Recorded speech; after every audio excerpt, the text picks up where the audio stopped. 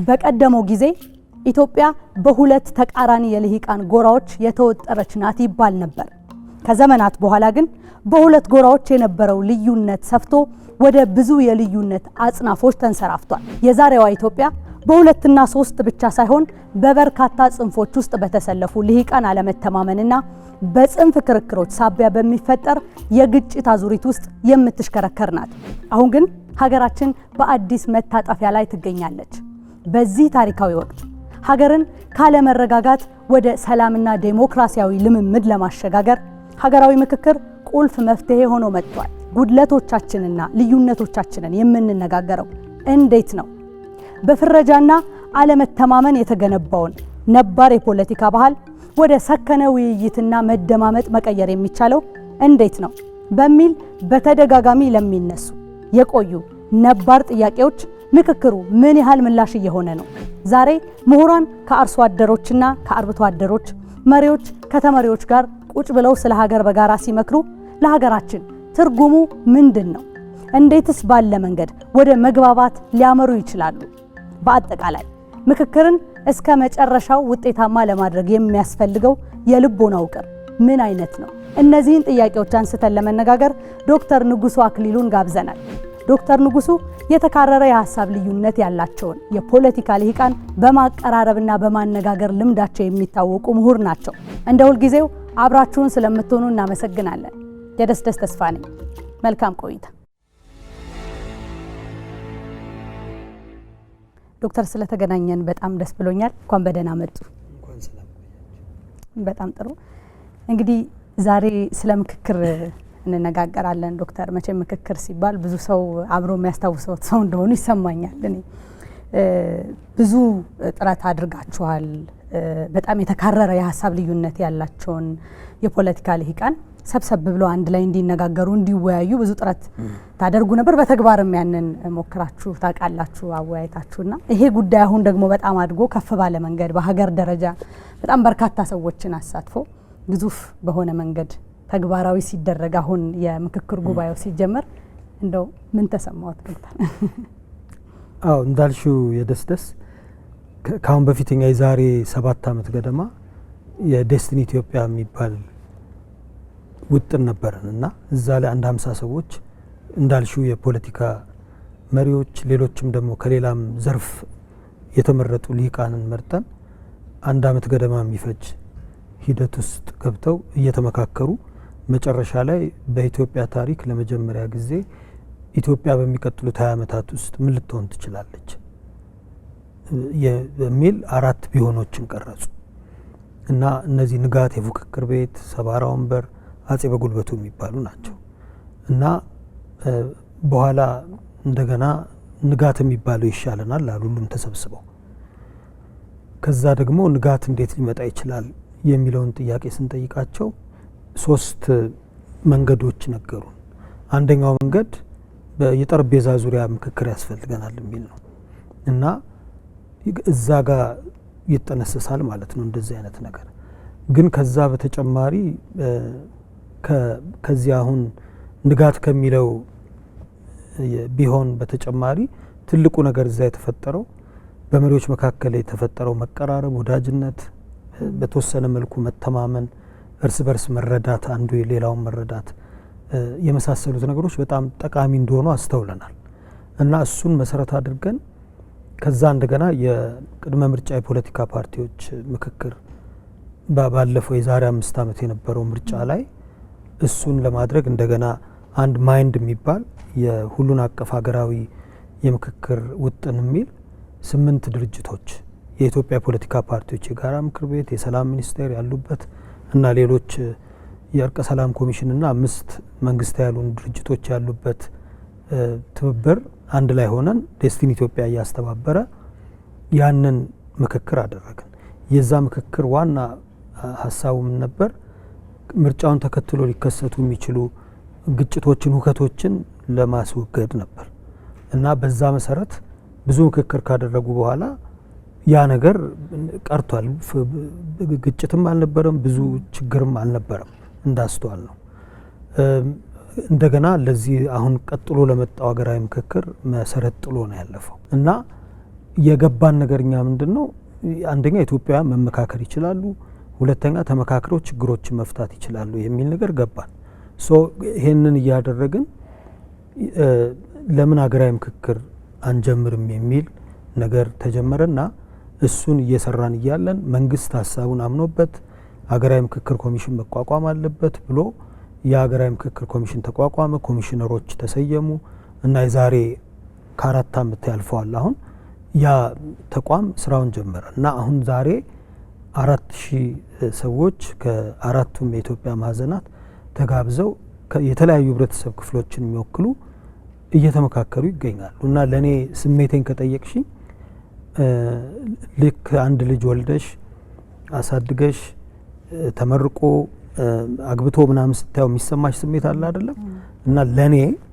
እና ለኔና ለጓደኞቼ ይሄ ሀገራዊ ምክክር ሂደት ልጃችን ነው እና ልጃችን ጥሩ ደረጃ እንደደረሰ እየተሰማን በጣም ደስተኞች ነን። እግዚአብሔርን በጣም እናመሰግናለን ለዚህ። በጣም ጥሩ። እንግዲህ ዶክተር ምክክር ሲባል ብዙ ጊዜ እየተካሄደ ያለውም አሁን የምክክር ጉባኤ ነው፣ ተቋሙም ጨምሮ የምክክር ኮሚሽን ነው፣ ሰው መመካከሪያ ነው በሀሳብ ደረጃና ምክክር ሲባል ሁሉም ሰው ተመሳሳይ መግባባት ላይ ምንድነው መስማማት ላይ እንዲደርስ ነው ወይ አንድ ጉዳይ ላይ ሁሉም ሰው እንዲስማማበት ነው የሚጠበቀው ወይስ አንዱ የአንዱን ሁኔታ ችግር ጥያቄም ሊሆን ይችላል እንዲረዳው እንዲግባቡ ማለት አንደርስታንድ ማደራረግ ነው አላማው? በአጠቃላይ ምክክርን ምንድነው ስኬታማ ለማድረግ የሚያስፈልገው የልቦና ውቅር በራሱ ምን አይነት ነው? ምክክር ራሱ አሁን በአማርኛ ምክክር ነው የምንለው፣ እንግሊዝኛው ዲያሎግ ነው የሚባለው። ዲያሎግ የሚለው ቃል የመጣበት ሁለት የላቲን ቃላት ሲተረጎሙ ምንድነው የሚለው አብሮ ማሰብ እና መነጋገር ማለት ነው። አብሮ ማሰብ የሚል ነገር አለው እና በዋናነት ዲያሎግ ራሱ ጽንሰ ሀሳቡ ንድፈ ሀሳቡ ዲያሎግ ወይም ምክክር የምንለው ችግሮችን ያሉትን ችግሮች መፍታት አንድ ነገር ነው፣ ግን በዋናነት የተበላሹ ግንኙነቶችን ማሻሻል ነው። ሰዎች በተለያየ ምክንያት በተለያዩ የታሪክ ጠባሳዎች ግንኙነታቸው ሊበላሽ ይችላል። ያን የተበላሸ ግንኙነት ማረም፣ ማሻሻል፣ መወዳጀት፣ መቀራረብ፣ ቅድም እንዳልሹ ደግሞ መደማመጥ፣ መከባበር ውስጥ የሚከት ነገር ነው እና በዋናነት ዲያሎግ በምናደርግ ጊዜ በትንሽ ቡድንም ይሁን እንደዚህ አሁን ኢትዮጵያ እንደምታደርገው 4000 ሰዎችም ተሰብስበው ትልቁ የሚጠበቀው ነገር ዋና ውጤት በዲያሎግ ጽንሰ ሀሳብ ይሄ ቅርርብን ማጠናከር ነው፣ የተበላሹ ግንኙነቶችን ማደስ ማረም ነው። ነገር ግን ልክ አሁን ስኳር ሲመረት ተረፈ ምርት አለው አይደል? የሞላሰስ የምትዩ ከምክክሩ የሚገኙ ውጤቶች ሌሎቹ አሁን ለምሳሌ መግባባት ምናምን የምትዩ በዚህ ንድፈ ሀሳብ እና በኔም አመለካከትና ልምድ እንደ ተረፈ ምርት ነው የሚቆጠረው። ምንድነው ሀሳቡ? ምርት እስካለ ድረስ ተረፈ ምርት አለ። ስኳር ላምርት እስካለች ድረስ ሞላሰስ ግዴታ ይመጣል እና ያ የተበላሸ ግንኙነት ሲታደስ ወዳጅነታችን እየተሻሻለ ሲሄድ በዚያ ውስጥ ያሉት ችግሮችና ለመግባባቶች ለመቅረፍ በጣም ጥሩ እድል እናገኛለን እና እነዛ ችግሮች ቀስ በቀስ ደረጃ በደረጃ እየተቀረፉ ይሄዳሉ።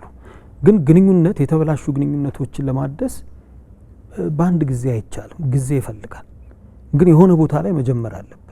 አሁን ኢትዮጵያ ውስጥ ጥሩ ያደረግነው ነገር ምንድነው? ጀመር ነው አሁን ጀምረናል። ግን አሁን በቃ ሀገራዊ ምክክር ኮሚሽን ተቋቁሞ ሀገራዊ ምክክር አካሂዶ የሆነ 4 ነጥብ አድርገን የምንዘጋው ነገር አይደለም። ከዛ በኋላ ይሄንን ሂደት ወደሚቀጥለው ደረጃ እንዴት እንውሰደው የሚሉ ውይይቶችና የሚሉ ምክክሮች እንደገና ያስፈልጉናል።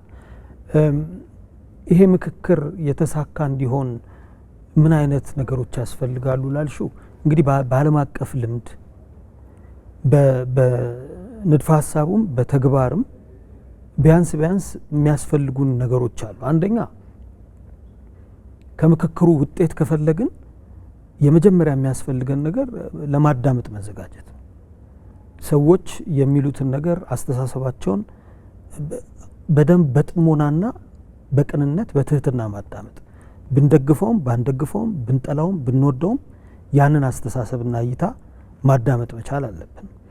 ሁለተኛው ከኛ በተጻራሪ ቆመዋል የምንላቸውን አካላት በፖለቲካ አስተሳሰብ ይሁን በብሔር ብሔረሰብ ማንነት ይሁን በሃይማኖት ይሁን በተለያዩ ማንነቶች ከኛ ትይዩ ናቸው የምንላቸውን ሰዎች ማክበር ያስፈልጋል። ማክበር ስንል ደግሞ በውስጡ ብዙ ነገሮች አሉት። አንደኛ አንድን ሰው ስናዳምጠው አከበር ነው ማለት ነው፣ በትህትና ስናዳምጠው። በትህትና ስናዳምጥ ግን ሁለተኛ ያለ ብያኔ ነው የምናዳምጠው። በፊት የያዝናቸውን ግምቶች፣ ብያኔዎች በሙሉ ቁጭ አድርገን ነው የምናዳምጠው። እንደውም ለምንድን ነው ይሄ ሰው ወይም ይሄ ቡድን እንደዚህ አይነት አስተሳሰብና እይታ ያዘው ብለን እግሮቻችንን ጫማ ውስጥ መክተት እና ፊል ማድረግ ያ ሰው የሚሰማውን ስሜት እንዲሰማን ማድረግ አለብን። ስለዚህ መከባበር በጣም ጥሩ ነገር ነው እና አሁን በዚህ የምክክር ሂደት ውስጥ ሁለተኛው ስኬት ሊያመጣልን የሚችለው ነገር ይሄ ነው። ሶስተኛው ከነዚህ ጋር የተያያዘ ነው ግን በጣም ጠቃሚ ነው፣ ለብቻው መነገር ያለበት የራሳችንን አስተሳሰቦችና እይታዎች ገለል ማድረግ የሰስፔንሽን የሚሉት ነገር ነው። ይሄ ደግሞ ምን ማለት ነው? የራሳችን ግምቶች፣ ብያኔዎች፣ እይታዎች፣ አስተሳሰቦች ከጊዜ ብዛት ከራሳችን ገጠመኞች ያዳበርናቸው አሉ። እነዚህን ወደ ምክክር ስንመጣ ከኛ የተለየ ሀሳብ ያለው ሰው ሲናገር እኛ ምንም ሀሳብ እንደሌለን አድርገን ፖዝ አድርገን የኛን ሀሳብ ወደ ጎን አድርገን እንጥለዋለን፣ አሽቀንጥረን እንወረውረዋለን ማለት አይደለም። ነገር ግን ቆም አድርገን ምንም ሀሳብ፣ ምንም አስተሳሰብ፣ ምንም ብያኔና ግምት እንደሌለው ሰው በነፃ አእምሮ ያንን ሰው ማዳመጥ አለብን። በጣም ይሄን ሁሉ ነገር ለመጠቅለል በጣም ጠቃሚ የምለው ሰዎች መቀራረብ፣ ከማያውቁት ሰው ጋር መቀራረብ፣ የተለየ አስተሳሰብ ካለው ሰው ጋር መወዳጀትና ይሄ ሻይ ቡና አብሮ መጠጣት፣ ወክ ማድረግ፣ የመነጋገር እና ያ መወዳጀትና ያ መቀራረብ ሆን ብለን እያደረግን ከሄድን አሁን እዚህ ምክክር ላይ ራሱ በኋላ ይሄ ምክክር ከአንድ ወር በኋላ እንኳን ካለቀ በኋላ ስልክ አንስቶ ያ ሰው እስቲ እዚህ ነገር ላይ ምን ታስባለህ ብሎ መጠየቅ ይችላል። አንድ ነገር አንድ ቦታ ሲከሰት ምን ሆኖ ነው እስቲ አስረዳኝ ብሎ መጠየቅ ይችላል፣ ዘሎ ፍርድ ውስጥ ከመግባት በፊት ማለት ነው። እና እነዚህን ነገሮች እንለማመዳለን ማለት ነው። ግንኙነት ይፈጠራል፣ ወዳጅነት ይፈጠራል። አሁን ባለን ሁኔታ ካለፍንባቸው የታሪክ ገጠመኞች ከሰማናቸው ታሪኮች የእያንዳንዳችን ቡድን ከትውልድ ወደ ትውልድ ሲተላለፍ ከመጣው ነገር አንዳንዱ እውነት ነው፣ አንዳንዱ ግምት ነው። ከነዚህ ሁሉ ነገሮች የተነሳ አቋሞች ይዘናል፣ ብያኔዎች ይዘናል፣ ግምቶች አሉን፣ እይታዎች አዳብረናል እና እነዚህ ነገሮች በሙሉ ግንኙነታችንን አበላሽተውታል። እኛና እነሱ የሚል የመቦዳደን ውስጥ ገብተናል፣ ልክ እንደ ወዳጅና ጠላት ማለት ነው። እና የአገራዊ ምክክሩ አሁን እነዚህን ነገሮች በጣም ያሻሽላል ብዬ ተስፋ አድርጋለሁ። እኔም በተሰጠኝ እድል ይሄ እነዚህን 4000 ሰዎች ገለጻ እንዳደርግ ተጋብዤ ነበርና በጣም አጽንኦት ሰጥቼ የተናገርኩት ነገር በዚህ የታሪክ አጋጣሚ በተቻለ መጠን በእነዚህ አብራችሁ በምትቆዩባቸው ጊዜያት ሁሉ ወዳጅነትን ፍጠሩ፣ ተቀራረቡ። አብራችሁ ቁርስ መብላት፣ አብራችሁ መውጣት፣ አብራችሁ ስፖርት መስራት፣ አብራችሁ መውጣት መግባት፣ እሱን ስታደርጉት እነዚህ የተለያዩ ያላግባቡን የተለያየንባቸውን ሀሳቦች በወዳጅነት ማዕቀፍ ውስጥ ስንነጋገርባቸው ለመፍታት ያለን እድል ከፍተኛ ይሆናል። ግን በጠላትነት ማዕቀፍ ውስጥ ሆነን ስንነጋገር ትንሹ ነገር በጣም ይጋነናል። ስለዚህ እነዚህ በጣም መሰረታዊ ነገሮች ናቸው ምክክሩን የተሳካ እንዲሆን ለማድረግ ማለት ነው። በእኛ ሀገር የፖለቲካ መንፈስ ውስጥ የሚታየው ነገር ፍረጃ፣ አለመተማመን በጣም ትልቁን ችግርና ግጭት ደግሞ ያመጣው እሱ ነው ስለሚባል ምናልባት እንዳነሱት ይሄ ግንኙነት መፍጠሩ ያው እናንተም ከዚህ በፊትም በነበረው ሙከራ ያረጋገጣችሁት ነገር ይመስለኛል። ያን ማድረግ መጀመሪያ የሚያስጥለው ነገር ፍረጃውን አንዳንድ ጊዜ በጣም ሲገን በቃ ቁጭ ብሎ ምንም ነገር ማድረግ የማይቻል መምሰል ስላለው ማለት ነው። አብሮ አንድ ጉዳይ መነጋገር ከዛ መግባባት የሚባለው ደረጃ ላይ መድረስ ሲቀርና ለሰከንድ ቁጭ ብሎ አንድ ቦታ ጎን ለጎን መቀመጥንም ጭምር በጣም በሚያነውር አይነት መንገድ አለው እንደዛ አይነት ድባብ የፖለቲካው መንፈሳችንና እሱን ራሱ በደንብ አሁን ይጨቁነው ይመስለኛል። ምን መሰለሽ ደስ አንደኛ አለመግባባት በእኛ ሀገር የተጀመረ አይደለም። የትኛውም ሀገር በአንድ የታሪክ አጋጣሚ አሁንም ራሱ ካሁን በፊትም ቢሆን ያጋጠመው የሚያልፉበትም ነገር ነው፣ ወደፊትም የሚያጋጥም ነገር ነው አለመግባባት። አንድ ቀላል ምሳሌ አሁን ካልሹ ጋር የሚሄድ በጣም ጠቃሚ ምሳሌ ልናገር። የደቡብ አፍሪካ ልክ የአፓርታይድ መንግስት ለመገርሰስ በነ ኔልሰን ማንዴላ የሚመራው ቡድን ብዙ ጥረት ካደረገ በኋላ ወደ ጠረጴዛ ዙሪያ እንምጣ የሚል ተነሳሽነት በኔልሰን ማንዴላ ሲጀመር እኚህ ሰው 27 አመት በቃ የህይወታቸውን ዘ ፕራይም ኦፍ ሂዝ ላይፍ ማለት ነው የህይወታቸውን የእድሜያቸውን በቃ በጣም ጣፋጩን ጊዜ ነው እስር ቤት ያሳለፉት። ከእስር ቤት ሲወጡ በጣም አርጅተዋል እንደምታስታውሹ። ግን ከእስር ቤት ሲወጡ በኋላ ሲናገሩ እስር ቤት ውስጥ ሆነው ሁሌ ሲያስቡ የነበረው ይህን ችግር እንዴት ነው በዘላቂነት መቅረፍ የምንችለው፣ እንዴት ነው ድልድይ መፍጠር የምንችለው ነው። እና ያንን ሀሳብ ይዘው ከፍራንክ ዴክላርክ ያን ጊዜ የነበረው የአፓርታይድ መንግስትን የሚመሩት ሰው ከዛም በፊት የነበሩ ሰዎች ጋር ጥረት ተደርጓል። ግን በተለይ ከፍራንክ ዴክላርክ ጋር ይህን ግንኙነት መስርተው መነጋገር ሲጀምሩ መጀመሪያ የተቃወሟቸው ሰዎች ኔልሰን ማንዴላን የራሳቸው ሰዎች፣ ፍራንክ ዴክላርክን ደግሞ የራሳቸው ሰዎች ናቸው መጀመሪያ የተቃወሟቸው። እና ረጅም ጊዜ ነው የወሰደው እነዚህን አጠገባቸው ያሉትን ሰዎች አሳምነው ወደ ሰላማዊ ሽግግር ለማምጣት ማለት ነው። እና ለምንድን ነው ያልሽ እንደሆነ በእነዚህ ቡድኖች መካከል በጣም ከፍተኛ ቁርሾ ነበረ። ከ300 ዓመታት በላይ በቅኝ ግዛት ቆዩ። ከዛ ከ1940ዎቹ ጀምሮ ደግሞ በደንብ አፓርትሁድ ማለት ነው ሴፐሬት ዴቨሎፕመንት፣ ይሄ የተለያየ ጥቁሮችና ነጮች ተለያይተው ነው ማደግ ያለባቸው የሚል አመለካከት ማለት ነው።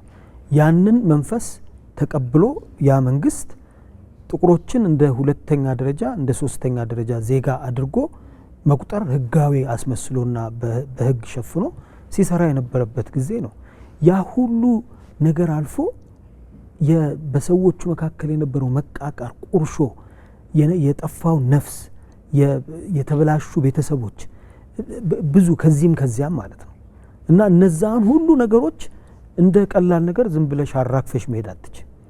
እና ፍረጃን ነጮች ጥቁሮች እየተባባልን ጥቁሮቹ ደግሞ እርስ በርስ እንደገና ይከፋፈላሉ። እንደዛ እየተባባልን እየተፈራረጅን ለመኖር ብንቀጥል መፍትሄ አይመጣም። እና ያን ጊዜ ያደረጉት ምንድነው እነዚህ መሪዎች በቃ እዚህ ጋር 4 ነጥብ ልንሰጠው ይገባል ብለው ነው የሄዱት። እና ግን ያን ጊዜ የተቃወሟቸው በኋላም በተደረገው ድርድር ውስጥ በፍጹም አንገባም ብለው የቀሩ በጣም ወግ አጥባቂ ቡድኖች በሁለቱም ውስጥ ነበሩ። ግን እነዛ መሪዎች ያን ነገር ወደፊት ይዘው ሄደው ደቡብ አፍሪካ ቢያንስ ያንን አስጨናቂ ጊዜ እንድትሻገር ሆናለች። ግን አሁንም ሌላ ምክክር ያስፈልጋታል። አሁንም እንደገና መነጋገር አለባቸው። ስለዚህ ፍረጃ የሌሎች ሀገሮችን ብዙ ታሪኮች ብናይ ፍረጃ እንደዚህ አይነት አንዱን ሰው ማሰይጠን፣ ይሄ እንደገና ደግሞ የሆነ ቡድንን ዲሁማናይዝ ማድረግ፣ ሰብአዊነቱን መግፈፍና እንደ እንስሳ እንደ ጨካኝ መቁጠር፣ ይሄ ዲሁማናይዜሽን፣ ዴሞናይዜሽን፣ ይሄ ሌብሊንግ፣ እንደዚህ የመሳሰሉት ነገሮች በእኛ ሀገር የተጀመሩ አይደሉም። ሌላም ሀገር ነበሩ፣ ግን መፈታት የሚችሉ ነገር ናቸው። ጥሩ አመራር፣ ቀና የሆነ አመለካከት የሚፈልጉ ነገሮች ናቸው። በጣም ጥሩ። እንግዲህ እንደ ሀገር የምክክር ጉዳይን ስናደርገው ይሄ መጀመሪያ ጊዜያችን ነው። ልዩነቶቻችን እስቲ እንዴት እንፍታ ብሎ ቁጭ ብሎ መነጋገር ሲጀመርና ከዚህ ቀደም በርካታ ችግሮች እንዳለፈ ሀገር የተካረረ የሀሳብ የፖለቲካ ልዩነትን እንዳስተናገደ ሀገር ከዚህ በፊት ለምን ማድረግ አልቻልንም ብለው ያስበው ለምን ይመስሎታል የዘገየ ነው? እንግዲህ ይሄ በጣም የፖለቲካ ሳይንቲስቶች በደንብ ጥናት አድርገው ቢመልሱት ጥሩ ነው። ጥናትም ተደርጎ ይሆናል። በኔ ግምትና በኔ አመለካከት ግን የሚመስለኝ በጣም ቀላል መልስ ካልሺ የባህል ጉዳይ ነው። እስከዛሬ ድረስ የፖለቲካው አመራር ችግሩን እንዴት ነው ሲፈታ የቆየው? በቁጭ ብሎ ለመፍታት ሞክሯል። የምናውቃቸው በታሪክ የምናውቃቸው ለምሳሌ ዶናልድ ሌቪን በመጽሐፋቸው ዋክስ ኤንድ ጎልድ በሚለው መጽሐፋቸው ሲናገሩ ምን ይላሉ? ነገስታት እነዚህ በዚያን ጊዜ ነበሩ። ለምሳሌ ፊውዳሎቹ አንዱ ንጉስ እዛ ጋር ካለው ንጉስ ጋር በቤተሰብ እየተዛመዱ አንዱ ካንዱ ጋር ምንድነው የጋብቻ ምናምን እየፈጠረ ችግሮቻቸውን ለመፍታት ይሞክሩ ነበር።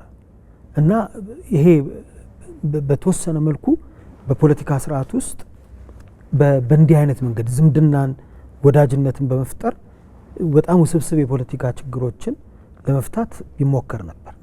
ግን ይሄ በነገስታቱ ወይም በመሪዎቹ መካከል ያለውን ችግር በተወሰነ መልኩ ቢፈታም ግን በጣም በትልቅ በደልና በትልቅ ችግር ውስጥ ያለውን ህዝብ ስቃይ ግን የሚያስታግስ ነገር አልነበረም። በዚህ ምክንያት ችግሩን በዘላቂነት ሊፈታው አልቻለም እና በአጠቃላይ የብዙ የፖለቲካ ቡድኖች ሲነሱ ኢትዮጵያ ውስጥ የኔ ቡድን በዚህ ስርዓት ተበድሏል፣ በጣም መከራውን አይቷል፣ ሊካስ ይገባል፣ ይሄ ነገር መደገም የለበትም በሚል ይነሳና አንድ ቡድን ይቋቋማል። ሌላውም እንደዚሁ ያቋቁማል። አንዳንዴ ተሳክቶላቸው መንግስት መመስረት ይችላሉ። አንዳንዶቹ ደግሞ መንግስት መመስረት ሳይችሉ እስካሁንም የሚቆዩ አሉ። ግን አሁን ቀጥለሽ የምትጠይቁ ጥያቄ ኦኬ መንግስት ከመሰረቱ በኋላ እነዛ ሰዎች በትክክል ሌላ እንደዚህ አይነት ተመሳሳይ ጥያቄ ከሌላ ቡድን ሲመጣ በምክክር ነው የፈቱት ችግሩን? አይደለም። እና ባህላችን የፖለቲካ ባህላችን ከዚህ ነፃ ነው። እና ባህል ማለት በአጭር በጣም ውስብስብ ነገር ነው። ግን በአጭር አነጋገር ባህል ስንል ምን ማለት ነው? የአስተሳሰባችን በተግባር ሲገለጥ ማለት ነው። አስተሳሰብ ከግምቶቻችን፣ ከብያኔዎቻችን፣ ከታሪክ ገጠመኞቻችን በሙሉ ነው ያ ነገር የሚዋቀረው አስተሳሰባችን የቶት የምንለው ማለት ነው። ያ አስተሳሰብ አንድ ውስጣችን ከተፈጠረ በኋላ ልክ እንደ ኦቶማቲክ መኪና ነው። እንደ ኦቶማቲክ መኪና ልክ አንድ ችግር ሲፈጠር መፍታት የምትሞክሪው በዛ ኦቶማቲክ በሆነ መንገድ ነው። ያ ኦቶማቲክ መንገድ ደግሞ ከሰዎች ጋር ተነጋገር ተመካከር አይደለም የሚለው። ጠመንጃ አውጣና በለው፣ በኃይል ተቆጣጠረው፣ ድፈቀው ነው የሚለው። እና ያ በጣም የከረመ በፖለቲካ ስርዓት ውስጥ በሀገርንም ሲመሩ በነበሩ የተለያየ ተቃውሞም ሲያደርጉ የነበሩ አካላት ለምሳሌ በደርግ ጊዜ የነበረው ስርዓት ይህን ቁልጭ አድርጎ ያሳያል። ቀጥሎ በኢህአዴግም ጊዜ የምናየው ተመሳሳይ ነገር ነው። እና የተለያዩ የፖለቲካ ቡድኖች ስልጣን እስኪይዙ ድረስ በጣም ይጫናሉ ያለውን መንግስት። ነገር ግን አንድ ጊዜ ኃይልና ስልጣን ከተቆጣጠሩ በኋላ የሚከተሉት እንደገና የጠመንጃን አካሄድ ነው እንጂ የጠረጴዛን አካሄድ አይደለም። ይሄ ባህል እንደ ምንድን ነው መሪዎች በአጠቃላይ ይሄ አንድ ሰው ሲሰክር በኢንፍሉዌንስ አይደል ይነዳል የሚባለው፣ በተጽዕኖ ውስጥ ነው የሚነዳው። ልክ እንደዚህ አስተሳሰቦቻችን አስክረውናል ስምን ማለቴ ነው፣ ተቆጣጥረውናል። የምንወስነውን ውሳኔ፣ ምርጫችንን፣ ፍላጎታችንን በሙሉ ያ አስተሳሰብ ውስጣችን በጣም ተወሽቆ አንኮንሽስሊ ወይም ሰብኮንሽስሊ ያ አስተሳሰብ ነው የሚመራን። ስለዚህ ይሄ ነገር ሰብኮንሽሳችን ውስጥ ይሄ የተደበቀው ህሊናችን ውስጥ አለ። አንኮንሽስሊ ድንገት ስንል በግብታዊነት የምንወስነው ውሳኔ ከዛ የሚመነጭ ነው። ስለዚህ እሱን መፍታትና መቀየር የሚቻለው ኮንሽስ ሆኖ ያንን ነገር እንዴት ነው የምፈታው ብሎ በመጠየቅ ነው። ስለዚህ ባህላችን በአጠቃላይ ይሄን ነገር አይደግፍም። ይሄ ግን በኃይልና በጉልበት በስልጣን ጠንካራ የሆኑ አካላትን ብቻ አይደለም። ለምሳሌ በኃይል ደከም ያለ አካል ሄደሽ እንመካከር ስትዩ የሚሰጥሽ ሰበብ ኖ የድርድር አቅሜን ትንሽ ማጉልበት አለብኝ፣ ትንሽ መሬቶች፣ ትንሽ ነገር መቆጣጠር አለብኝ፣ ትንሽ ጉልበት ማሰባሰብ አለብኝ ይልሻል። በኃይል በጣም የጠነከሩ ደግሞ እንደራደር ስትዩ ምን ጠመንጃ እያለ የምን ድርድር ነው የምፈልገውን ነገር ማስፈጸም ይችላሉ ይላል። እና ብዙ አሁን የተጻፉ መጽሐፍት አሉ። በተለይ በጣም ደስ የሚለኝ በደርግ ጊዜ የነበሩ ብዙ ባለስልጣናት በጣም ድንቅ ድንቅ ታሪኮች ጽፈዋል። አንድ በጣም ልቤን የሚነካው ነገር ግን ምንድን ነው ያን ጊዜ በነበረው በዚህ በጣም ቫዮሌንት የሆነ አመለካከት የጠመንጃ አመለካከት ውስጥ በዚህ የስሜት ስካር ውስጥ ሆነው በዚህ አስተሳሰብ ተጠምቀው ብዙ የኃይል እርምጃዎችን ሲወስዱ የነበሩ ሰዎች እዛ ውስጥ ሲተባበሩ የነበሩ ሰዎች ቆም ብለው አሁን ምንድነው ተመልሳችሁ ማድረግ ብትችሉ የምታደርጉት ሲባሉ መመካከር እንችል ነበር፣ በውይይት መፍታት እንችል ነበር ይላሉ። ጠመንጃ በጣም አጭር መንገድ ነው። በተለይ ጉልበተኛ ኮንሽ እና ኃይል ካለሽ በጠመንጃ ሁሉንም ማስገበር ቀላል። ግን የፈጠረው ችግር ይሄ ምንድነው ከትውልድ ወደ ትውልድ ከመንግስት ወደ መንግስት ሲንከባለል በቃ የችግር ጦስ እየተባባሰ እየተከመረ መጥቶ ችግሮቻችንን በዘላቂ መንገድ መፍታት አቃተን። ለጊዜው ባጭር ሁኔታ ችግሩ ይቀረፋል። ያ አካል ስልጣኑን ይቆጣጠራል፣ የሚፈልገውን ነገር በጉልበት ያደርጋል።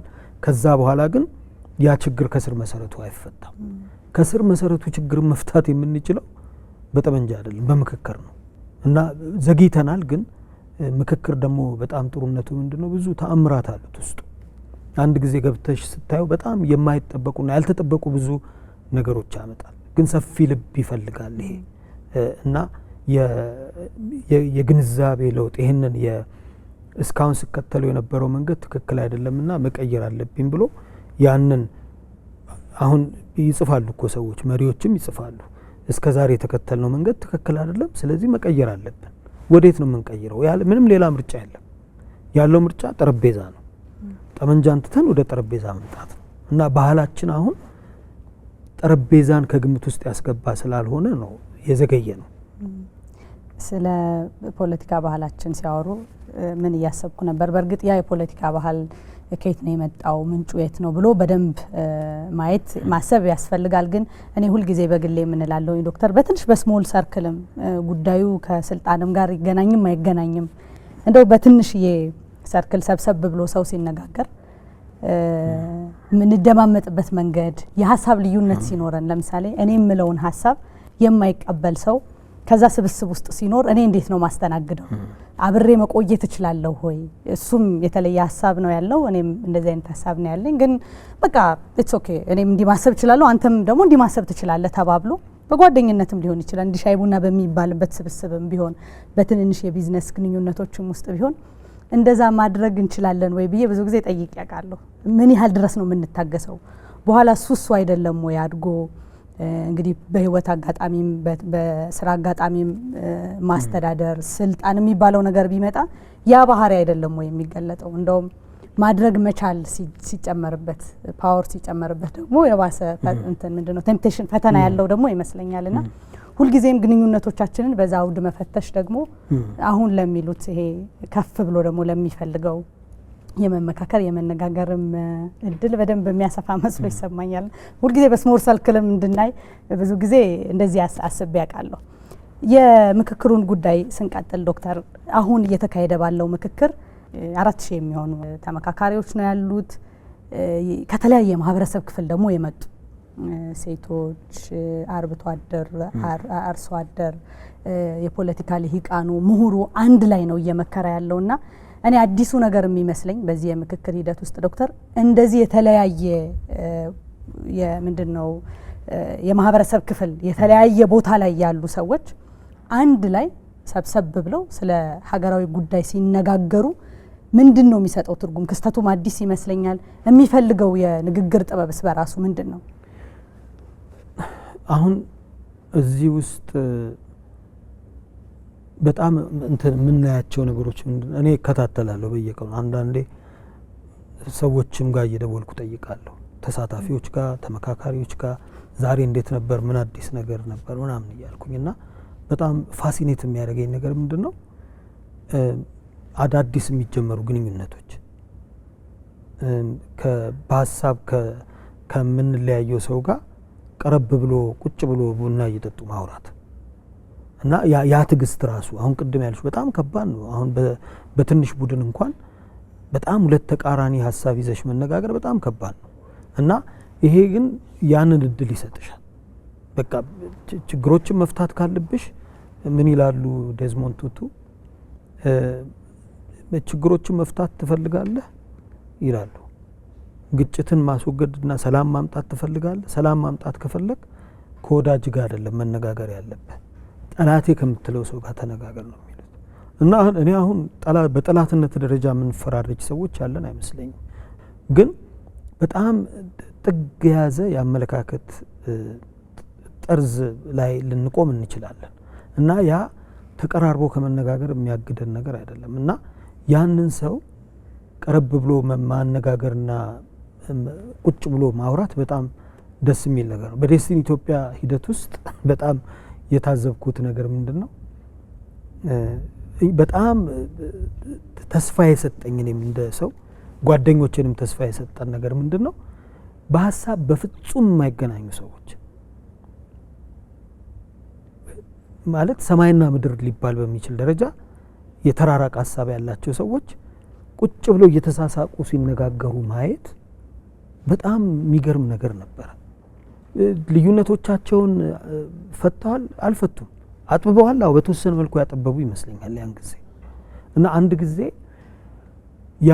ያ ሂደት አለቀና አንድ የቴሌቪዥን ጣቢያ ተጋበዝን ቃለ መጠይቅ ልንደረግና ቃለ መጠይቅ ልንደረግ ስንሄድ 3 የፖለቲካ ፓርቲ መሪዎች ነበሩ ከኔ ጋር ሲኒየር መሪዎች እና በአጋጣሚ መኪና አልያዙም። ሁለቱ ሩቅ ነው ያቆሙት መሰለኝ።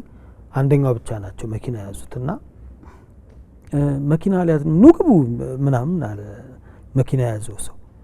በኋላ ገባንና በሙሉ ሰው መሳቅ ጀመረ። በአንዱ ሰው ጀምሮ ሳቁንና ለምንድን ነው የምትስቀው ብለን ስንጠይቀው ይሄንን እኮ አሁን ያደረግነውን ነገር የዛሬ አመት ብናደርገው እኔን ከፓርቲ ያባረረኛል፣ ከስልጣኔ ሁሉ ልቀነስ እችላለሁ እና አሁን ያደረግነው ነገር በራሱ ና መኪና ውስጥ ግባ ስለው ሲለኝ መግባቴ በጣም የሚገርም ነገር ነው አለ። ያኛውም ሰውዬ እኔም በሆን አልጋብዝም ሌላ ጊዜ ቢሆን አለ እና በጣም አስደናቂ ነው። አንድ ሌላ ገጠመኝ ስም መጥቀስ ስለሌለብኝ ስም አልጠቅስም፣ ግን የዴስቲኒ ኢትዮጵያ ውስጥ አንዱን ምክክር በምናደርግ ጊዜ አንድ ትልቅ አመራር የተፎካካሪ ፓርቲ መሪ ናቸው። ደወሉልኝና መምጣት አልችልም አሉኝ። ለምን ስላቸው ለህይወቴ ይሰጋለሁ አሉ። ለምንድን ነው የሚሰጉት ስላቸው ነገሩኝ በዝርዝር። ኦኬ ላነጋግሮት ብዬ አንድ ቦታ ተቀጣጥረን ሄደን አወራን እና ኮፍያ አድርገዋል ሰው እንዳያቸው አሁን ተደብቄ ነው ያለሁት ከስጋቴ የተነሳሉኝ እና ምን ይሻላል አልኳቸው። አይ እኔ አልሄድም፣ በፍጹም አልሄድም አሉ። ለምንድን ነበር የሰጉት? ቢሄዱ ምን የነበረው ያን ጊዜ በጣም ይለዋወጣል ፖለቲካው። በዛ ወቅት የተፈጠሩ አንዳንድ አገር ውስጥ የተፈጠሩ ክስተቶች የፈጠሩት ውጥረት ነበር በተለያዩ ቡድኖች መካከል። ስለዚህ በፍጹም እኔ እዛ ሄጄ ማንንም አምኜ እንትን መሆን አልችልም። ኦኬ እና አንድ ሀሳብ አመጣሁኝ እኔ። እሺ እንዲህ ብናደርግስ? አንደኛ የፌዴራል ፖሊስን እናናግርና ልዩ ጥበቃ ተደርጎ ፖሊሶች ተመድበው ይሄዳሉ፣ ግን ከእርሶ ጋር ከኛ መካከል አንድ ሰው ይሄዳል አልኳቸው። እሺ ላስብበት አሉኝ። አሰቡበት። በጣም መልካም ሰው ናቸውና እሺ አሉና እሄዳለሁ አሉ። እሺ አለን፣ አስፈቀድን፣ ሄደን ደህንነቶችን መኪና ተመደበ፣ ታጀበው በመኪና ወደ ስብሰባው ቦታ መጡ። ስብሰባው አለቀና ስብሰባው ሲያልቅም ውላችን እንደሱ ነው፣ ሲመለሱም በዛው መንገድ ሊሄዱ። በኋላ ሄድኩኝና እባክዎን ተዘጋጅቷል፣ መኪናው ተዘጋጅቷል፣ ጠባቂዎችም አሉ፣ ከኛም አንድ ሰው ተዘጋጅቷል፣ መሄድ ይችላሉ ስላቸው ሳቁና አይ ሀሳቤን ቀይሬያለሁ አሉኝ። ለምን ስላቸው አይ እገሌ ሊወስደኝ ተስማምተናል እና እገሌ ብለው የሚነግሩኝ ሰው በፖለቲካ በጣም የሚራራቁ ሰው ናቸው እና በጣም ተገረምኩኝ። ተመለሱ። እኛም እነዛን ሰዎች በቃ ሂዱ አንፈልጋችሁ ማለት ናቸው እና በምክክር ውስጥ ይሄ የሚፈጠሩ ወዳጅነቶች ከፖለቲካ ትርፍ በላይ ናቸው ሌላ አንድ ምሳሌ መናገር ይኖርብኛል። የወጣቶች ምክክር አድርገን ነበርና አሁንም የፓርቲዎቹን ስም አልጠቅስም፣ ግን ሰማይና ምድር የሚባሉ ፓርቲዎች ናቸው እና እነዛን ፓርቲዎች የወከሉ ወጣት የፖለቲካ አመራሮች ናቸውና መጥተው ተሳተፉ እና ከተወሰነ ጊዜ በኋላ መጡ እኔ ጋርና ንጉሱ አቤት ተጫጭተናል ምናምን አሉ። እንትና እሷ እርግጠኛ ናቸው? እኔ አላመንኩም፣ የእውነት ነው የምልሽ። ከዛ በኋላ ከተወሰነ ጊዜ በኋላ ፎቶ ላኩልኝ። ልጅ ወልደዋል እና የልጁን ስም ዴስቲኒ ብለው ነው የጠሩት። እና እንትኑ ይሄ አሁን ማለት እንደዚህ አይነት መቀራረቦች አንቺም እኔም ሰው መሆናችንን ያሳብቃሉ። በፊት እሱ ሰው አይደለም ብዬ አንቺ ሰው አይደለሽም ብዬ በጣም ዲሁማናይዝ ያደረኩሽን ነገር ለካ ስንቀራረብ ሰው ነሽ። እንደ አውሬ ስቆጥርሽ የነበርሽው ሴት ለካ አውሬ አይደለሽም፣ የተለየ አስተሳሰብ ያለሽ መልካም ሰው ነሽ። እና ያ መቀራረብ በጣም አንድ በዚህ በምክክር ሂደት ውስጥ በኢትዮጵያ ላይ የሚፈጠር በጣም መልካም እሴት ነው። ሁለተኛው ቅድም ያልናቸው ነገሮች ናቸው። ሰዎች ሳይወዱ በግድ ያዳምጣሉ፣ ይከባበራሉ፣ የራሳቸውን ብያኔና ግምት ወደ ጎን ያደርጋሉ፣ ሲናገሩም በጥንቃቄ ይናገራሉ። ይሄ ነገር ደግሞ እዛ የምክክሩ ሂደት ውስጥ ከሚያመጣው ትርፍ የተነሳ ሽልማትም ስላለው ሰዎች ይሄንን የኮሚኒኬሽን ባህሪያቸው ራሱ የተግባቦት ነገራቸው ራሱ ተሻሽሎ ሊወጣ ይችላል። አንድ ጊዜ አንድ እንደዚሁ ምክክር ያደረግነው ነበርና ሁለት ቡድኖች ናቸው፣ በጣም በጦርነት የተጋጩ ናቸው እና እነሱን ወደ ምክክር ጠራን። በጣም ከባድ ፕሮሰስ ነበር። አገናኘናቸውና ሁለቱንም መጀመሪያ ለብቻ ነው ያናገርናቸው። 3 ነበሩ አክቹአሊ እና ሶስቱንም ስናናግራቸው በጣም ከባድ ነበረ። ውስጣቸው የነበረውን ባያዝ፣ የግምት ግንዛቤ፣ አስተሳሰብ፣ የተፈጠረውን አስተሳሰብ ሸርሽሮ መጣል በጣም ከባድ ነበር። ግን አልፈረድንባቸውም። ሁሉንም አዳመጥን፣ ይሻልን። ኦኬ አሁን አንድ ላይ ብናገናኛችሁ ፈቃደኞች ናቸው? አዎ። ኦኬ ተገናኙና ገና እንደተገናኙ እስቲ ሰላም ተባባሉ አልናቸው እና ሰላም ሲባባሉ ብታይ ያስለቅሳል። በጣም ነው የሚያስለቅሰው። ሰላም ሊባባሉ የሚችሉም አልነበሩም። በዛ በነበረው ወቅታዊ ሁኔታ በተራ በተራ የየራሳቸውን ጉዳይ እንዲያቀርቡ እድል ሰጠናቸው። ያው የምክክሩ ደንቦች አሉ። አንዱ ሲናገር ሌላው ጣልቃ አይገባም እና እየተናገሩ ሌላው ያዳምጣል። ከዛ የነዛ ተራ ደግሞ ሲደርስ እነዚህ ይናገራሉ እና እነዚህ ሲናገሩ በጣም በጥሞና አዳመጡ። እነዛ ሌሎቹም ተነሱና ተናገሩ፣ አዳመጡ። 3ቱም በየተራ ተናገሩ። ከዛ ያን ቀን ጨርሰን ልንወጣ ስንል አንዲት ሴት በጣም አስተዋይ ሴት ናትና በጣም የተጎዳች ሴት ናት በዛ በነበረው ሁኔታና ቀረብ ብዬ እንዴት ነበረ ብዬ ስጠይቃት በጣም ጥሩ ነበር አለች እና አይኗ ላይ እምባ አለ እና ይገርምሃል አለች። እኔ በጣም እንደተጎዳ ናውቃለሁ አለች በዚህ ነገር። ግን መጥቼ ሳይ አሁን እዚህ ያየሁት ነገር የሰማሁትና ያስተዋልኩት የገባኝ ነገር ግን አለች እኛም ጻድቃን እንዳልነበረን ነው።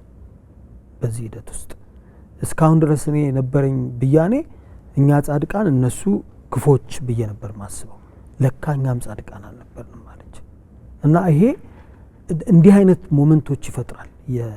አሁን ለምሳሌ በምክክሩ ሂደት የሆነ መረጃ እየወጣ እንደዚህ ያሉ እንትና እንደዚህ ያሉ ነገሌ እንደዚህ ያሉ ምናምን ይባላል። መጥፎ ነገር አይደለም እሱ፣ ይውጣ።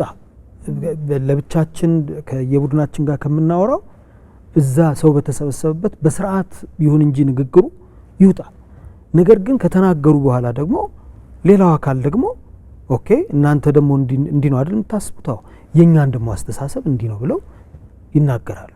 ያ በጣም ጥሩ ነገር ይፈጥራል በእነዚህ በተለያዩ ቡድኖች መካከልና የግንዛቤ ለውጦችን ይሄ አዌርነሳቸው እየተለወጠ ይሄዳል እና የግጭቶች መሰረታዊ መንስኤ የሚባለው በዲያሎግ ጽንሰ ሀሳብ ይሄ ፍራግመንቴሽን ኦፍ ኮንሽስነስ ወይም የእውቀትና የግንዛቤ አስተሳሰባችን መለያየት ነው። አስተሳሰብ ደግሞ እንዳልኩሽ በብዙ የተጠራቀመ የጊዜ ሂደት ውስጥ የሚገነባ አንድ የልቦና ውቅር ነው። በቀላል ዝም ብለሽ አርገሽ አትወስጂው። ጊዜ ወስዶ ነው የሚገነባው ቶት የምንለው ነገር እና ግን ያንን አስተሳሰብ ይዘን መጠን ሰዎች ጋር ስንቀርብ ያንን አስተሳሰብ የሚሞግት ያንን አስተሳሰብ በፊት ከጓደኞቻችን ጋር ስናወራው እርስ በርስ ሪንፎርስ እንደራረጋለን። ልክ ነው እንባባላለን። አሁን ግን ሌላ ከምንወነጅለው ከምንከሰው አካል ጋር ቁጭ ብለን ስናወራ ለካ የኔም ማስተሳሰብ መፈተሽ አለበት፣ ለካ ከነሱ ማስተሳሰብ ውስጥ እውነት የሚመስል ነገር አለ ይላሉ። እና እንደነዚህ አይነት ነገሮች ከፍተኛ ለውጥ ይፈጥራሉ በዚህ መምክክር ውስጥ። ኦፍኮርስ መጨረሻ ላይ ደግሞ በጠመንጃ ሳይሆን በጠረጴዛ ዙሪያ ችግሮቻችንን ለካ መፍታት እንችላለን የሚል አንድ አስተሳሰብም እየተገነባ ይሄዳል። ሙሉ በሙሉ ባንጨርሰውም ግን እየገነባ ነው መሄድ እንችላለን ብዬ አስባለሁ። በጣም ጥሩ።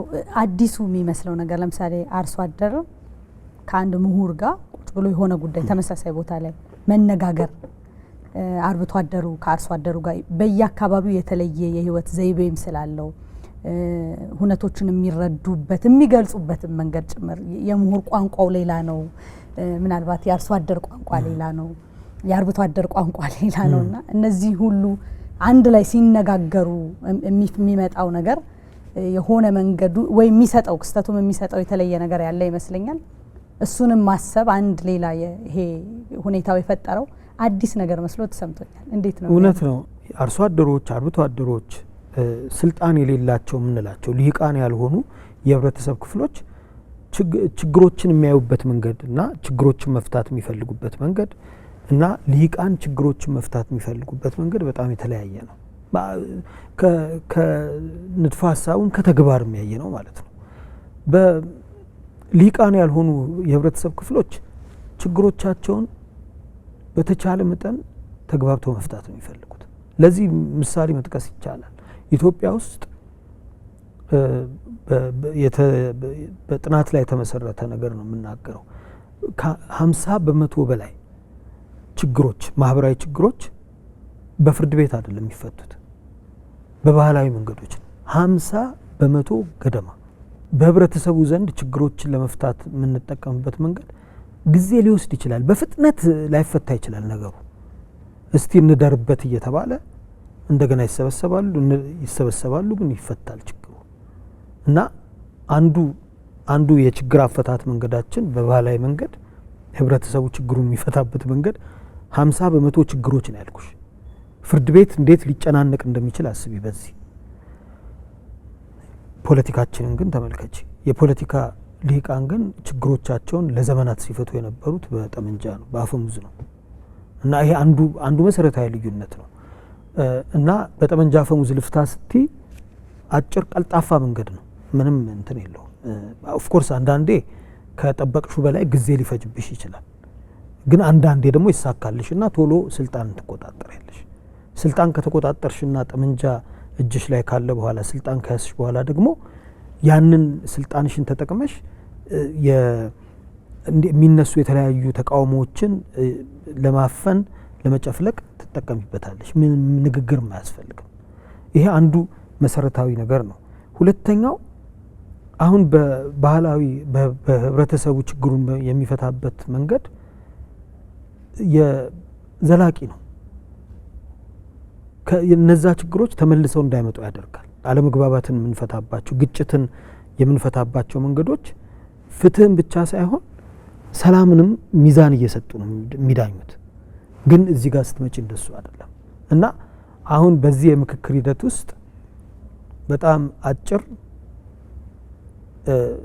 በጠመንጃ እና በዜሮ ሳም ጌም እኔ አተርፋለሁ አንተ የራስ ጉዳይ በሚል አመለካከት ችግሮቻቸውን ሲፈቱ የነበሩ ልሂቃን ወይም የነሱ ጓደኞችና ከህብረተሰቡ ውስጥ ደግሞ መጥተው ችግሮቻቸውን በጥሞና ቁጭ ብለው በዛፍ ዙሪያ ሲፈቱ የነበሩ ሰዎችና በዘላቂ መንገድ ችግርን ሲፈቱ የነበሩ ሰዎች ቁጭ ብለው ሲነጋገሩ ፖለቲካ ውስጥ የሚጋባበት ነገር ይኖራል ብዬ አምናለሁ። ፖለቲካው ከማህበራዊ የችግር መፍቻ መንገዶቻችን ይማራል ብዬ አምናለሁ።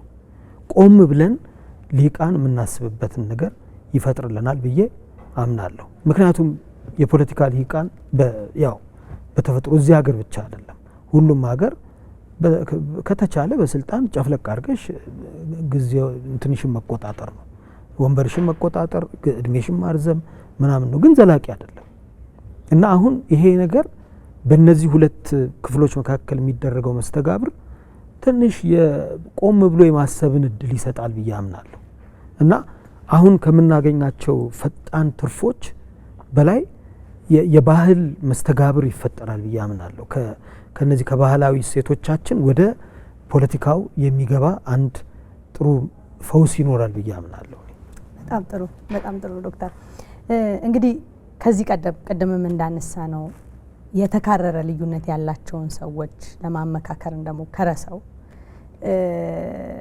አሁን እየተካሄደ ያለው ምክክር ላይ እንዳሉት በጣም ብዙ ሰው ነው ያለው። 4000 ሰው እየተነጋገረ ነው ያለው። የተለያየ አስተሳሰብ ያለው ከተለያየ የማህበረሰብ ክፍል የመጣ ከዛ ይሄ የምክክር ጉባኤ ከመጀመሩ በፊት ደግሞ ላለፉት 4 ዓመታት ሌሎቹ አጀንዳ ማሰባሰቡ ይሄን ሜቶዶሎጂ የመስራቱ የማሰቡ ነገር ደግሞ እንዳለ ሆኖ በጋራ ከባዱ ነገር የሚሉት ምንድነው? በጣም ይፈትናል የሚሉት ነገር 4000 ሰዎችን ምክር እንድሰጥ ተጠይቄ በነበረ ጊዜ ተናግሬያቸዋለሁ። እነዚህ ነገሮች ዛሬ የምናገረው እነዚህ ነው። አንደኛው ልክ የምክክር ነገር ሲመጣ ሐሰተኛ ንግግሮች፣ የጥላቻ ንግግሮች ሊገኑ ይችላሉ። አንድም የምክክርን ነገር ካልመረዳት፣ ሁለተኛ አልተሳተፍንበትም እኛ ያለንበትም ከማለት፣ ሶስተኛ ደግሞ አልፎ አልፎ በጣም ከክፋትም የሚመነጩ ነገሮች ሊኖሩ ይችላሉ እና እነዚህ የሐሰትና የጥላቻ ንግግሮች በጣም እየበረቱ ሊሄዱ ይችላሉ አሁን በዚህ በምክክሩ ሂደት ውስጥ እና በዚህ ጊዜ ጆሮአችንን ወደዛ መክፈት የለብንም። የጀመርነውን ስራ መቀጠል ነው ያለብን። ለአንዳንዱ ምላሽ ለሚያስፈልገው ለህዝብን ትንሽ ሊያወናብድ ስለሚችል ለአንዳንዱ የተመጠነ ምላሽ እየሰጡ ግን ስራውን ይዞ መቀጠል ያስፈልጋል። ሁለተኛ እንዲህ አይነት ነገር ሲጀመር ሁለተኛ ከሌላ ሀገርም ልምድ ያየ ነው የልክ ሂደቱ ተጀምሮ አሁን ሪያሊቲ ቼክ ውስጥ ነው የገባ ነው። የተለያየ አስተሳሰብ ያላቸው ሰዎች መጀመሪያ ከየራሳቸው ቡድን ጋር እየተሳሳቁ ያወሩት ነበር እና በቃ ፍጹም እውነት አድርገው ነበር የሚቆጥሩት። አሁን ግን እዚህ ጋር ሲመጡ ሌላ ለካ እዛ ጋር ያለው ሰው ሌላ ደግሞ ተቃራኒ ሀሳብ ነው የሚያስበው። ኦፍ ኮርስ ድሮም ያንን ነገር ይሰሙታል። አሁን ግን በጣም ክሪቲካል ጊዜ ነው። ይሄ ሀሳብና የሀሳብ ተሟክቶ የሆነ ነገር መወለድ አለበት፣ መፍትሄ የሚሆን ነገር ወደ መግባባት እንድንመጣም እየተጠበቀብን የኢትዮጵያ ሕዝብ እያየ ነው እና በእንዲህ አይነት ሁኔታ ውስጥ ሁለተኛው የሚያጋጥመው ነገር አለመተማመን እንደገና በጣም ይሄ ጥርጣሬ ሊበረታ ይችላል። ምን ማለት ነው? ለምሳሌ አንዱ ቡድን ተነስቶ ይሄ ምክክር ይሄ ቡድን የራሱን ጥቅም ለማስጠበቅ የጠነሰሰው ነገር ነው፣ የጠነሰሰው አንድ የሆነ የተንኮል ሴራ ነው ብሎ ሊያስብ ይችላል። ያንንም ሊናገረው ይችላል።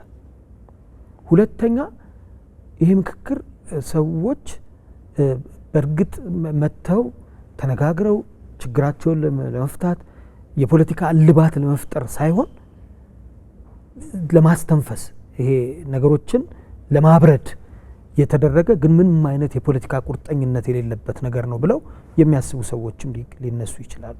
ይሄ እኛ ሀገር ብቻ ሳይሆን ብዙ ሀገሮች ውስጥ አሁን ከዚህ አንጻር ብዙ ሀገሮችን እንደ ምሳሌ መጥቀስ እንችላለን። ደቡብ ሱዳን ውስጥ እንደዚህ አይነት ንግግር የተጀመረ ጊዜ የተለያዩ ፓርቲዎች ይሄ ኮሚትድ አይደለም ውሸትህን ነው እየተባባሉ ተካሰው ፈርሷል። ኮሎምቢያ ለረጅም ጊዜ ይሄ ጥርጣሬ ነበር። ብሩንዲ ውስጥ እንደዚህ አይነት ተመሳሳይ ችግር ነበር እና የሌሎችንም ሀገሮች መጥቀስ እንችላለን። ኢቭን ደቡብ አፍሪካ፣ ሰሜን አየርላንድን ብትሄጂ በጣም የሰለጠነ ውይይት አድርገዋል የምንላቸውና የተሳካላቸው ሀገሮች ውስጥ እንኳን በአንድ ወቅት እንዲህ አይነት ነገር ያጋጥማል እና ይሄ አካባቢው በጣም እያጨበጨበ አይደለም እንትን የሚልሽ የሚቀበልሽ ውስጥ በቃ ነገሩ ክላይማክስ ላይ ደርሳል፣ እንዲህ ጣራ ይነካል። የመስማት ድሮ ከፈለግሽ ልክ ልትዘጊው የምትችው ንግግር አልሰማም ብለሽ የምትተዩ ንግግር አሁን በደንብ አፍ አውጥቶ በደንብ አለመስማት አትችይም፣ ትሰሚያለሽ። ሰምተሽ ደግሞ መግባባት ይጠበቅብሻል። ስለዚህ ይሄ ነገር ያው ካሳለፍነውም ቅድም እንደጠቀስኩት የታሪክ ጠባሳዎች ከውስጣችን ከተፈጠረው በጣም ጠንካራ አስተሳሰብና ካዳበርነው ባህል የተነሳ አለመተማመንና ጥርጣሬ አሁንም ሊጎለብት ይችላል። ትንሽ ግን ናቹራል ነው እሱ፣ ምንም ችግር የለውም። ብዙ መጨነቅ የለብንም እሱ ላይ። የተለያዩ ቡድኖች በሚሰነዝሩት የተለያየ አስተሳሰብ ነገሮቹ እየረገቡ ይሄዳሉ በራሳቸው ጊዜ። ሶስተኛው በጣም ጠቃሚ ነገር የጥበቃችን ነው። አንዳንድ ሀገሮች ልክ ሀገራዊ ምክክር ከተካሄደ በኋላ በሚቀጥለው ቀን በቃ ሀገራችን አለፈላት የሚል አይነት ስሜት ውስጥ ገብተው ነበር እና ያ ባለመሆኑ ምክንያት በጣም ብዙ ተስፋ መቁረጥ፣ ብዙ ብስጭት፣ ብዙ ዲስአፖይንትመንት ነበር። በጣም እንደ ምሳሌ የምትጠቀሰው ሀገር ከዚህ አንጻር ሊቢያ ነች እና ይህንን ልክ ምክክሩ ካለቀ በኋላ በሚቀጥሉት 3 ወራት ውስጥ በቃ ሀገሪቱ አይታ እና ተለማምዳ የማታውቀው ተአምር ነገር ይመጣል ብሎ መጠበቅ ጥሩ አይደለም። በተለይ ጥበቃችን ከ3 ነገሮች አንጻር መጠንቀቅ አለብን። አንደኛ የኢትዮጵያ ችግሮች በጣም ስር የሰደዱ ናቸው እና በፍጥነት መልስ እናገኛለን የሚለው ነገር መልስ እናገኛለን፣ ምንም ጥያቄ የለውም። ግን ለሂደቱ እድል እንስጠው። እንዴት ተደርጎ በዚህ ሂደት ውስጥ ለእያንዳንዱ ላልተግባባንበት ነገር መፍትሄ እንዴት እንደሚመጣ ራሱ ሂደቱ ይምራን። ይህንን በስርዓት የሚመሩ መሪዎችም ይህን ነገር በደንብ ፋሲሊቴት ያርጉልን። ሁለተኛው ሁሉም ስላልተካተተበት በቃ ይሄ ነገር አይረባም ልንል እንችላለን። ሁለተኛው ጥበቃ ነው፣ ሁሉም የተሳተፈበት ምክክር። ይሄ በአይዲያሊ እንደ ሀሳብ በጣም ጥሩ ነው፣ ሁሉም ቢሳተፍበት በጣም ጥሩ ነው። ነገር ግን የብዙ ሀገሮችን ታሪክ ስንመለከት ለምሳሌ 2 ሀገሮችን መጥቀስ እችላለሁ። ሰሜን አየርላንድን ብንመለከት ለ25 ዓመታት ሲዋጉ ቆይተው መጨረሻ ወደ ጠረጴዛ ዙሪያ ሲመጡ አንድ ፓርቲ በፍጹም አልገባም ብሎ ብዙ ቆይቶ ነበር። ኢያን ፔስሊ የሚባሉ ሰው የዲሞክራቲክ ዩኒየን ፓርቲ የሚባል ሰሜን አየርላንድ ውስጥ የሚመሩ አንገባም ብለው ብዙ ቆዩ። ግን ከተወሰነ ጊዜ በኋላ ገቡና እንደውም በኋላ የዛ የሰሜን አየርላንድ መሪ ሆነው ተመረጡ። በኋላ ደቡብ አፍሪካ ብትሄጂ ለምሳሌ ኢንካታ ሙቭመንት የሚባለው ይሄ ዙሉ ኢንካታ ሙቭመንት የሚባለው አልገባም ብለው ነበር ለረጅም ጊዜ። በኋላ ቆይቶ እዚህ ሂደት ውስጥ ተሳትፈዋል። እንደገና የአፓርታይድ መንግስትን በጣም በወግ አጥባቂነት ሲደግፉ የነበሩ ከዚህ ከዩኒየኒስት ከሚባለው የነ ፍራንክ ዴክላርክ ፓርቲ ውጭ ያሉ በጣም አክራሪ ሌላ ፓርቲ ነበረ። በቃ አፓርታይድ ወይም ሞት ብሎ የሚያምን ማለት ነው። እነሱ እስከ መጨረሻው አልገቡ። እነ ፍራንክ ዴክላርክን በቃ ለመስቀል ነበር የሚፈልጉት ባስተሳሰባቸው ማለት ነው። እና እንዲህ አይነት በተለያዩ ምክንያቶች ሰዎች ሊያገቡ ይችላሉ፣ ራሳቸውን ሊያገሉ ይችላሉ። ግን ሁል ጊዜ የምክክር ሂደት ውስጥ ሰዎች ወይም የተለያዩ ቡድኖች የማይሳተፉባቸው የራሳቸው አሳማኝ ምክንያቶች ሊኖራቸው ይችላሉ። ፕሮሰሱን አላምነውም፣ እንደዚህ ችግር አለበት፣ ድካም አለበት ብለው ሊያስቡ ይችላሉ። ይሄ ውጤት ሊያመጣ አይችልም ብለው ሊያስቡ ይችላሉ። ከዛም ያለፈ ደግሞ ሌላ ስር የሰደደ ሌላ ምክንያት ሊኖራቸው ይችላል።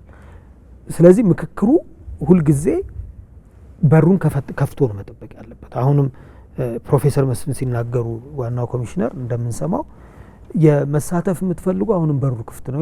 ይሄ በር በፍጹም መዘጋት የለበትም። የተወሰኑ ሰዎች የሚጫወቱበት ሜዳ አይደለም ምክክር፣ ሁሉም ሊገቡበት የሚገባ ነው። በሶስተኛ ደረጃ የስሜት መገንፈል ሊያጋጥም ይችላል። ችግር የለውም። ይሄ በእንዲህ አይነት ጊዜ 3 አይነት ስሜቶች ሊንጸባረቁ ይችላሉ። ከሌላም ሀገር ልምድ የምናየው አንደኛው ቁጣ ነው። ቁጣ ተበድያለሁ ከሚል መንፈስ የሚመነጭ ነው። ሁለተኛው ደግሞ የፍርሃት መንፈስ ነው፣ ስጋት።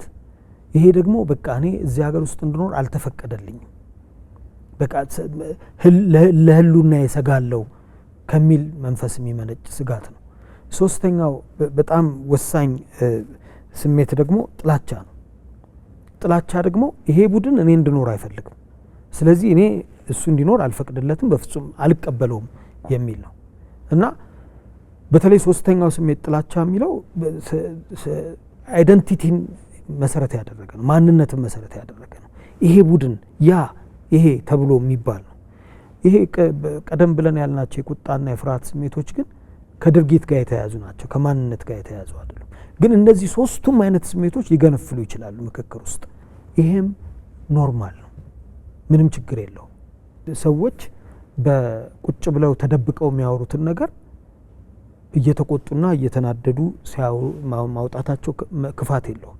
ምክንያቱም ልክ አስተሳሰባቸውን ሲገልጡ ቅድም እንዳልነው ለምሳሌ አንድ ቡድን ተነስቶ ይሄ ቦታ የኔ ነው ለኛ ነው የሚገባው ብሎ ሲናገር፣ ሌላ ቡድን ደግሞ ተነስቶ እንግዲያውስ እኛ አዳምጠናል አንተን፣ ይሄኛው ቦታ ደግሞ የኛ ነው ብሎ ይናገራል። አሁን ምንድን ነው በሁለቱ መካከል ያለው መስተጋብር? አንቺ ብቻሽን ተናግረሽ የምትወጪ ቢሆን አንድ ነገር ነው፣ ግን ሌላውንም የመስማት ግዴታ አለብሽ። ስለዚህ እነዚህ ነገሮች የተወሰነ የስሜት ማዕበል ውስጥ ሊከቱት ይችላሉ ጉባኤውን። ግን በጣም እየተነፈስሽው ስትሄጂ በተወሰነ መልኩ ያንንም ነገር ስታዳምጭ አሃ እያልሽ መሄድ ትጀምሪያለሽ።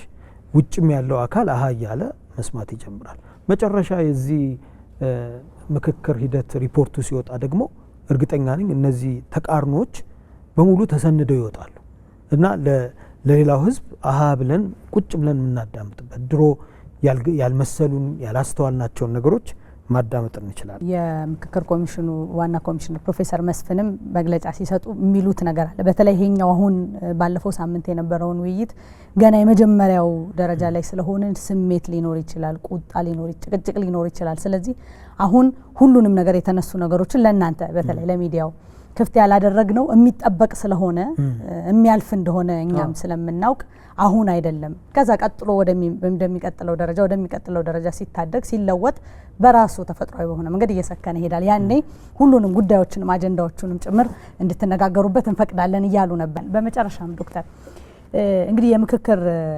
ኮሚሽኑ አዋጅም እንደሚለው የእጅግ መሰረታዊ በሆኑ ጉዳዮች ላይ መግባባትን ማምጣት እንደሆነ አላማው ያስቀምጣል። ስለዚህ ሁሉንም ችግሮች ኢትዮጵያ በታሪኳም አሁንም በተለያዩ ዘርፎች እያጋጠሟት ያሉትን ችግሮች በአንዴ ይፈታል ተብሎ እንደማይታሰብ ይታወቃል። ምክክሩ ግን አሁን እየተደረገ ያለው ሂደት ተሳትፎ በራሱ የሚሰጠው ልምድ እውቀት አለ፣ መሰረት መሆን አለ ጅማሮና ወደፊት ለሚኖሩ ንግግሮች ወደፊት ችግሮቻችን፣ ልዩነቶቻችን፣ አለመግባባቶቻችንን ለምንፈታበት መንገድ የሚሰጠን መሰረታዊ ነገር ምንድን ነው የሚያስጀምረው ነገር ለወደፊትም ይሆናል? በመጀመሪያ ደረጃ እነዚህን የስነ ልቦና እንቅፋቶች ማስወገድ ይጀምራል። ይሄ እንዲህ አይነት ምክክር በጣም ለረጅም ጊዜ ቆዩ ስር የሰደዱ እነዚህ ስሜቶቻችንን፣ ጥርጣሬዎቻችንን በተወሰነ መልኩ የመግፈፍ እድል ይሰጠናል። የመጀመሪያ ምክክር ስለሆነ ግን ሁሉንም ነገር ላይፈታ ይችላል። እያሳደግ ነው እንሄዳለን። ሁለተኛ በፍጹም ሰላም ፍጹም ፍትህ ማስፈን አንችልም። በዚህ ምክክር የትም ሀገር ፍጹም ሰላም ፍጹም ፍትህ የሚባል ነገር የለም።